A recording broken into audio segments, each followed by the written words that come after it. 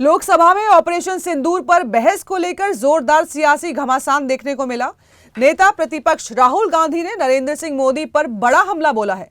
राहुल गांधी ने आरोप लगाया है कि प्रधानमंत्री ने अपनी छवि बचाने के लिए सेना का इस्तेमाल किया।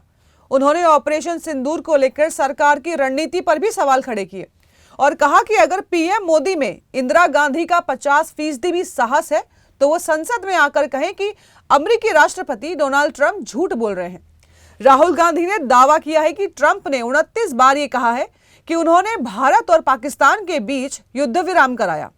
अब राहुल की चुनौती है कि अगर ये सच नहीं है तो प्रधानमंत्री सदन में इसका खंडन करें। उन्होंने कहा कि सेना नहीं बल्कि सरकार की कूटनीतिक विफलता और राजनीतिक नेतृत्व की कमजोरी ही 5 विमानों का नुकसान उठाया है। कांग्रेस नेता का आरोप था कि चीन और पाकिस्तान के गठजोड़ को लेकर उन्होंने पहले ही चेताया था, लेकिन सरकार ने इसे नजरअंदाज किया। सदन में राहुल गांधी के तीखे तेवर साफ थे और इंदिरा गांधी का उदाहरण देकर उन्होंने प्रधानमंत्री को घेरने की पूरी कोशिश की। Yesterday I watched Rajnath Singh ji का भाषण मैं सुन रहा था and I listened quite carefully when people speak.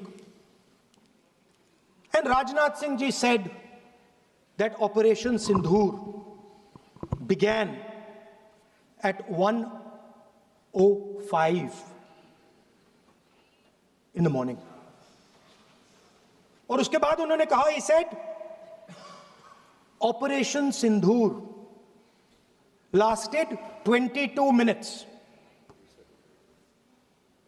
And then he said the most shocking thing. He said at 1:35 we called Pakistan. We called Pakistan at 1:35 and we told them that we have hit non-military targets and we do not want escalation. These are the words of the Defense Minister of India. Now maybe he does not understand what he revealed.